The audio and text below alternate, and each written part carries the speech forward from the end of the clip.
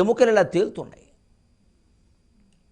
ఆ గట్టు మీద సాధారణంగా ఏవో మొక్కలు ఉంటాయి కదా, లేదు, కత్తులు ఇలా లేచినట్టుగా ఉన్నాయి. తాటి బొత్తలు, తుమ్మ బొత్తలు ఉంటాయి కదా, వాటి బదులు కత్తులే. అన్నీ ముళ్ళన్నీ, కంటకాలన్నీ కూడా ఇనప ముళ్ళులా ఉన్నాయి. నదీ ప్రవాహం మొత్తం ఎలా ఉందంటే నీళ్ల ప్రవాహం లేదు, ఆరగాగిన నూనె, భగభగమండేటువంటి పొగలకు వచ్చేటువంటి నూనె ప్రవహిస్తున్నట్టుగా ఉంది. ఇదేమిటి అన్నాడు. దీన్నే వైతరణే అంటారన్నారు. ఆ పేరు ఎందుకు వచ్చింది అన్నాడు. వితరణం లేకపోతే ఇది వస్తున్నది అన్నాడు. అమ్మయ్య, గుర్తుపెట్టుకోవాలి, వితరణం అంటే దానం. జీవితం అంతా ఏ దానాలు ధర్మాలు చేయకుండా లోభులుగా బతికిన వాళ్ళకి వైతరణి ఖాయం. అదే దానాలు చేసిన వాళ్ళ కోసం అక్కడ ఒక గోవు సిద్ధంగా ఉంటుంది. దాన్ని గోవు కదా అనుకోకల, అది ఐరావతం అంత గొప్పది. నా తోక పట్టుకో నీకెందుకు దాటిస్తానంటుంది. లోకంలో ఎంతోమందికి దాన ధర్మాలు చేసావు, నీ ఆస్తి నువ్వు అనుభవించింది తక్కువ, ఇతరులకు ఇచ్చింది ఎక్కువ, రావయ్యా మహారాజా అంటూ గోవు తోక పట్టుకుని ఆ వైతరిని దాటుతున్నప్పుడు ఈ ఎముకలు, రక్తము, మాంసము ఇవేమీ ఉండవు. హాయిగా చక్కగా సెలయేరులో ప్రవహిస్తున్న గోదావరిలో వెళ్ళినట్టుగా ఉంటుంది. గమనించండి ఈ వర్ణనని. అటుది ఇటైపోవడం, ఇటుది అటైపోవడం ఎందుకు జరుగుతుందండి వెంట వెంటనే? ఇదంతా భావనాత్మకం, గ్రహింతురుగాక. బ్రహ్మసత్యం జగన్మిథ్యా, జీవో బ్రహ్మైవ నా అపరహ. ఆ సమయంలో ఈ జీవుడి మనస్సులో పుట్టేటువంటి భావాలే ఇవన్నీ. సత్యంగానే పుడతాయి, సత్యంగానే అనుభవిస్తాడు. ఇదేమి కల్పన కాదు. కానీ సరే ఆ వ్యవహారం అంతా ఇతని మనఃకల్పనే.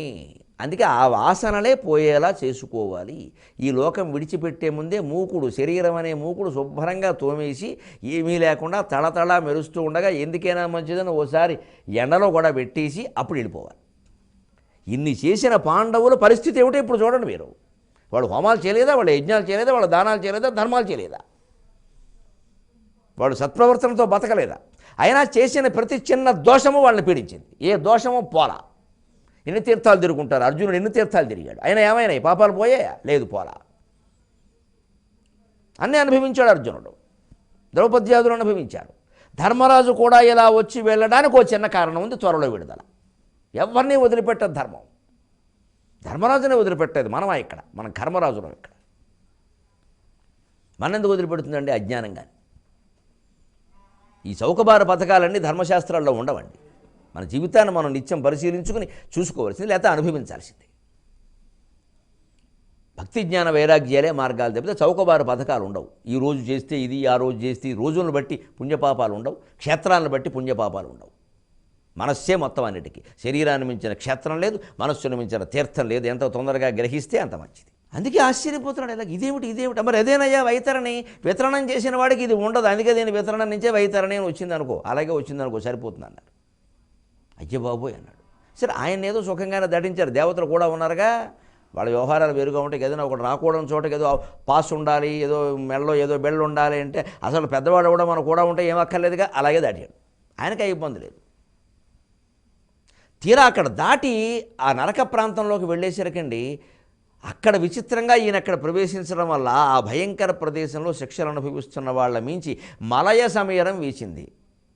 ధిరసమీరే యమునా తీరే వసతివనే వనమాలి, ధిరసమీరే యమునా తీరే అని మలయ సమీరం చల్లగా వీచేసరికి వాళ్ళకి ఒక్కసారి ఒళ్ళంతా తేరుకుని ఆ శిక్షల నుంచి విరామం లభించి ఆశ్చర్యకరంగా ఎవరో మహానుభావుడు వచ్చాడు, ఆ మహాత్ముని ఇక్కడ ఉండమనండి, కాసేపు ఉండమనండి, మా కోసం చల్లగా ఉంది, మాకు హాయిగా ఉంది, ఆనందంగా ఉంది, ఎవరో మహానుభావులు వచ్చారు, వారెవరో మేము గుర్తుపట్టలేకపోతున్నాం, కానీ ఖచ్చితంగా మహానుభావులే అని నమస్కారం చేస్తారండి. వారెవరో వారికి తెలుసు, వారు ధర్మరాజును గుర్తుపట్టలేకపోతున్నారు ఆశ్చర్యకరంగా. ఎందుకంటే ద్రౌపద్యాదులందరూ, పాండవులు, కర్ణుడు సహా ఇతరులు అక్కడ ఉన్న వాళ్ళందరూ కూడా తేజస్ శరీరాలతో ఉన్నారు.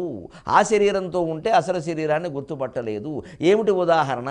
కలలో మనం వేరే శరీరం ధరిస్తున్నాం, అది తేజస్ శరీరం. కలలో ధరించిన శరీరానికి మంచం మీద శరీరం ఉందని, ఇది తనదే అని తెలియదు. తెలిస్తే అందులోకి వెంటనే రాదు. ఆ తెలుసుకుని రావడమే మెలకువ, తెలుసుకోకుండా కలలో ఉండడమే తేజస్ శరీరం. ఇది అర్థమైతే అది అర్థం. అంచేత మనం స్వర్గ నరకాలన్నీ రోజు మనం కలగంటున్నప్పుడు ఏ శరీరం ధరిస్తున్నామో అటువంటి శరీరంతోనే అనుభవిస్తాం. ఒక్కటే తేడా, కలగంటున్నప్పుడు ఈ శరీరం ఇక్కడ ఉంది, మళ్ళీ వచ్చే అవకాశం ఉంది. కల అయిపోయి మృతి చెందాక శరీరం ఉండదు, కాబట్టి మళ్ళీ వచ్చే అవకాశం లేదు. అదే తేడా. అందుకే ఇక్కడ ఊపిరి ఆడుతూ ఉంటుంది. ఇంత శాస్త్రీయమైన ప్రక్రియ అండి ఇది.